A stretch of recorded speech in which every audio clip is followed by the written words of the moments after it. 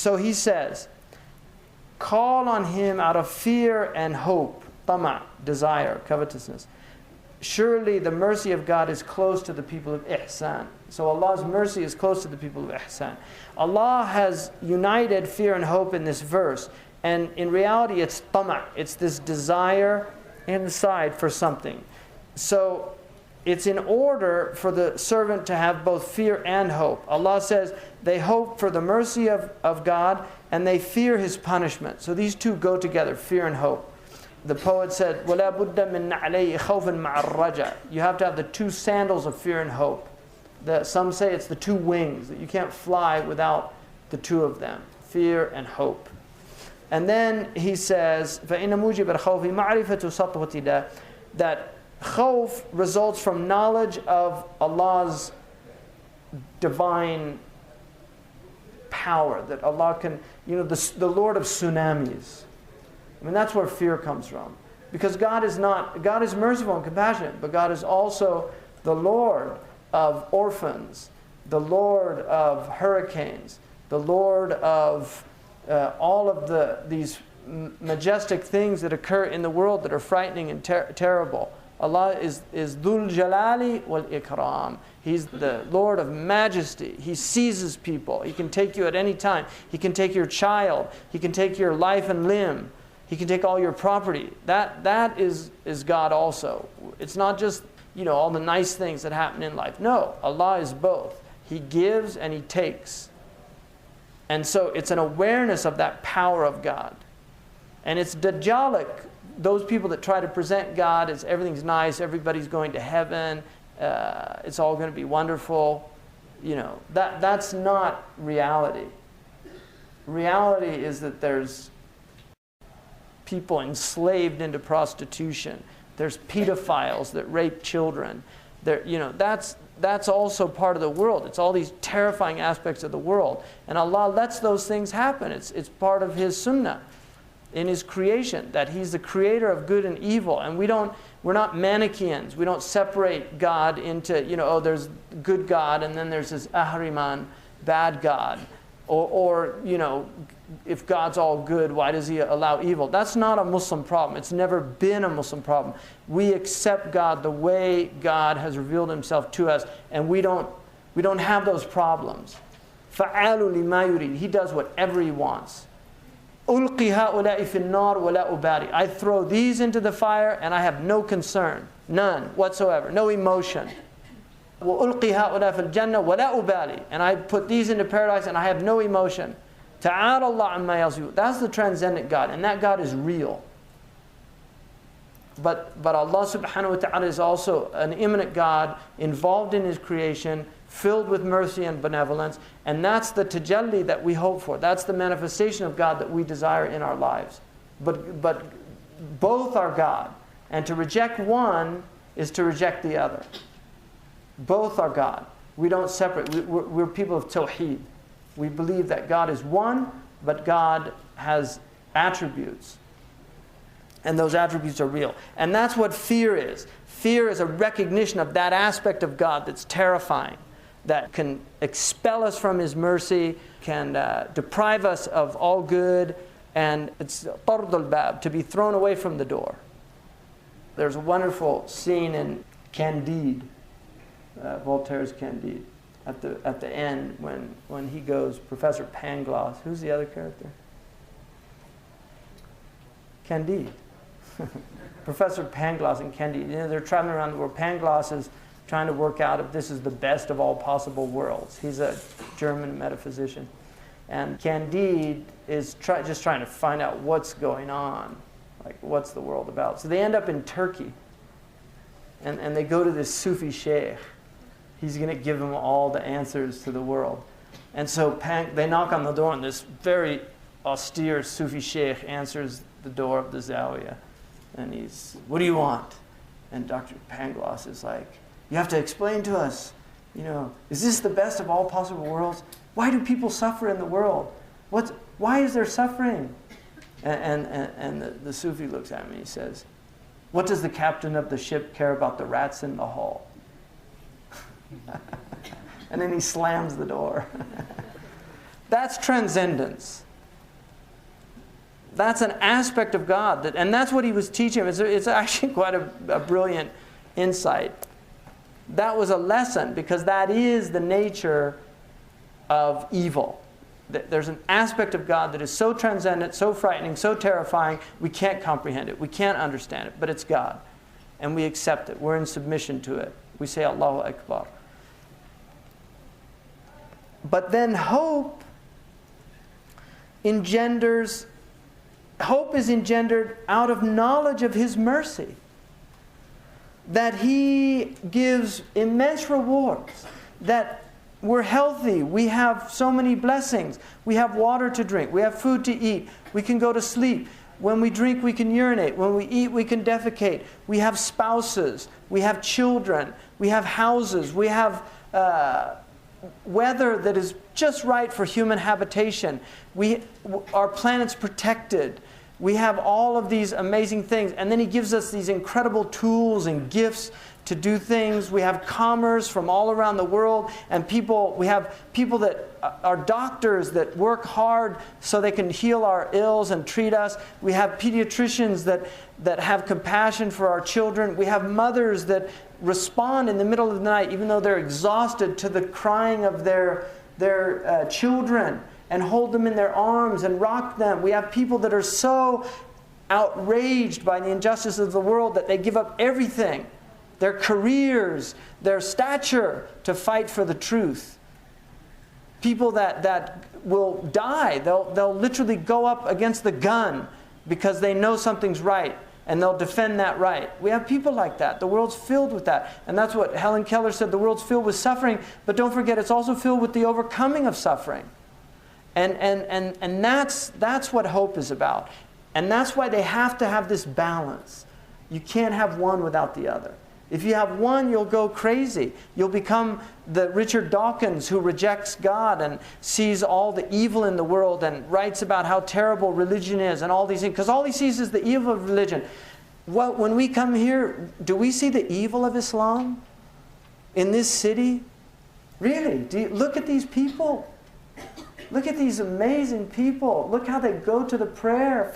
Getting up before dawn, there's people waiting to get into the Roda at 2:30 in the morning. They sit and wait for an hour just to go into the thing. And then they'll give you anything. People, really, they make room for you. Look how crowded it is. You know how people behave in large crowds? Look at just the adab of the people. This is the Islam that we see. This isn't, it's charity. Look at all these people giving charity. Look at this hotel is a waqf for poor people, to help people. Somebody, the king made it a waqf. So we're staying here, we're eating this food, we're paying rent and all these things. That money that we're paying, a large portion of it is going to help people. That's from love of God, that's from religion.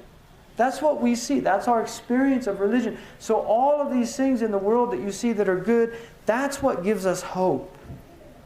And Allah subhanahu wa ta'ala says, tell my servants, I am the forgiving, I am the merciful. Tell my servants, He tells the Prophet, Nabbi ibadi, tell my servants, I am the merciful, I am the forgiving, but also remind them, my punishment is my chastisement is fierce, it's painful. They go together. Man arafa fadlallahi raja'u. If you know the bounty of Allah, you'll have nothing but hope. وَمَنْ عَرَفَ عَدْلَهُ خَفَاء. But if you know the justice of God, you'll have fear. That's why you need to know the balance and the يَأْمُرُ بِالْعَادْلِ وَالْإِحْسَانِ. He commands to both justice and ihsan, and this bounty. So God commands to both. And there is an athar, a saying that's come down, if the fear and the hope of a believer was weighed, the scales would be balanced. That's the best state.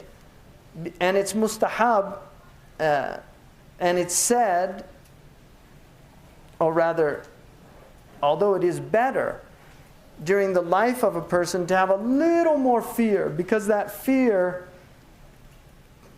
will protect him and keep him obedient and help him avoid disobedience or foul deeds and actions. But as he gets older and closer to death, he should have more hope. So when you're young and it's easier to be disobedient, it's better to have that fear as you get older. And then when you're almost dead, you should give up all fear. Don't be afraid of God. I mean, that's the sunnah, is that when you're on your deathbed, don't let anybody tell you about the fire. Have complete trust that God's merciful and the compassionate, and forget all of those warnings and all of those no, just have a good opinion of God. Ana inda dhanni abdi bi. I am in the opinion of my servant. So that's the sunnah to do that. And then the Prophet ﷺ said, let not any one of you, which is in Sahih Muslim, let none of you have a bad opinion of God.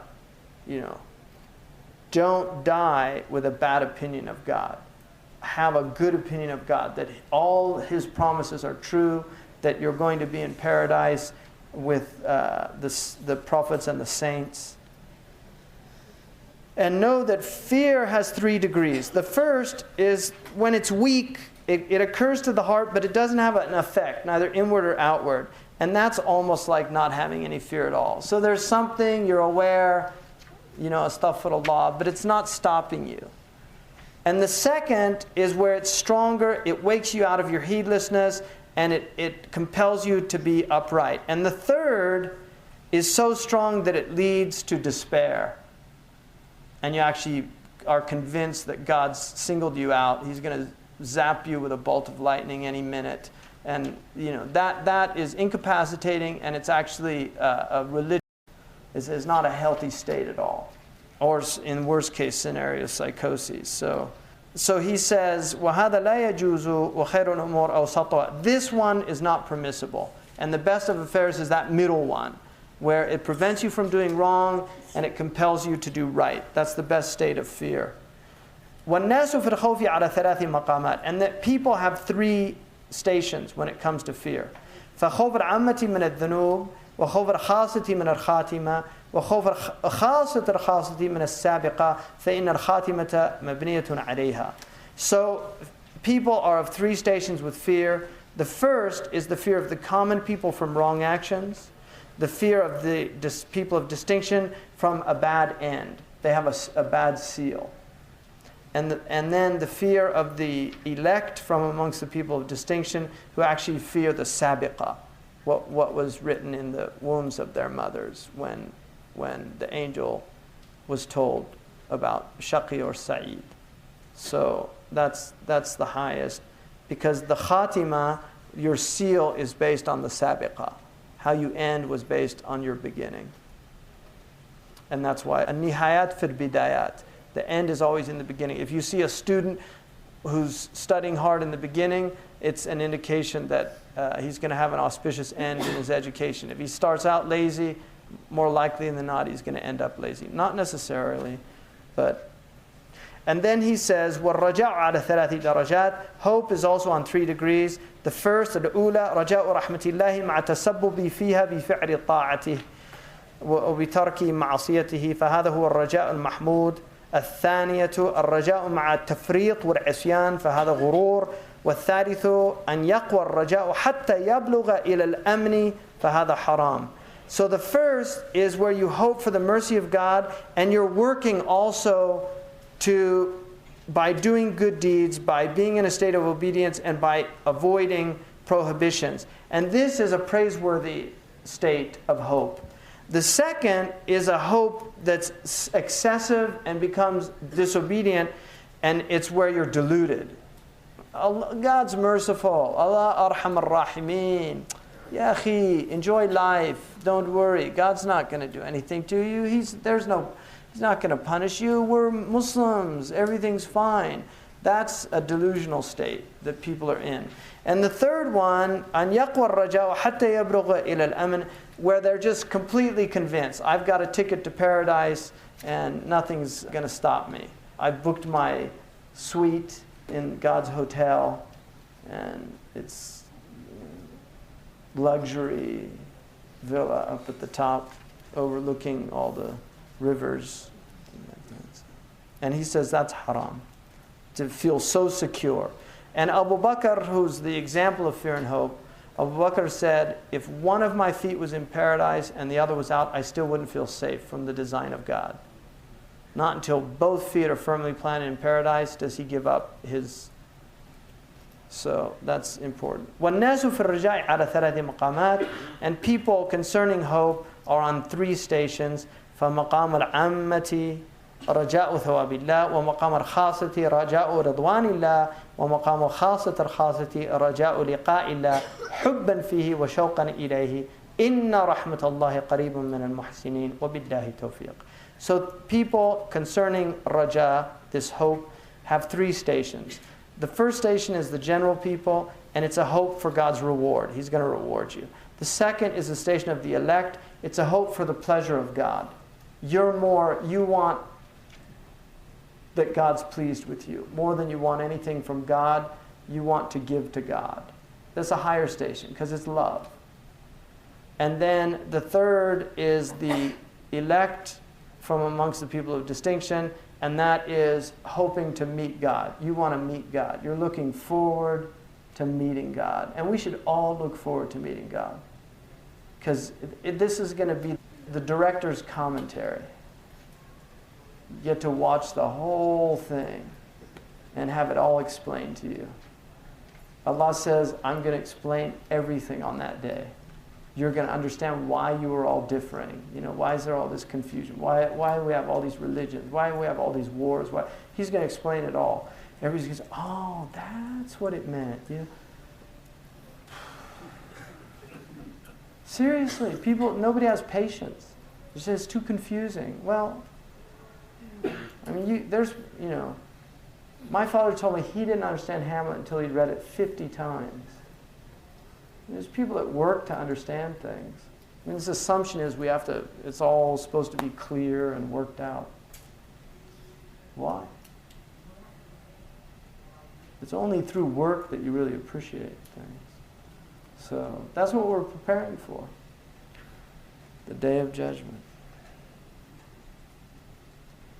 And then that highest station, And then he says, Inna rahmatullahi qareebun min al-muhsinin. The mercy of God is close to the people of ihsan.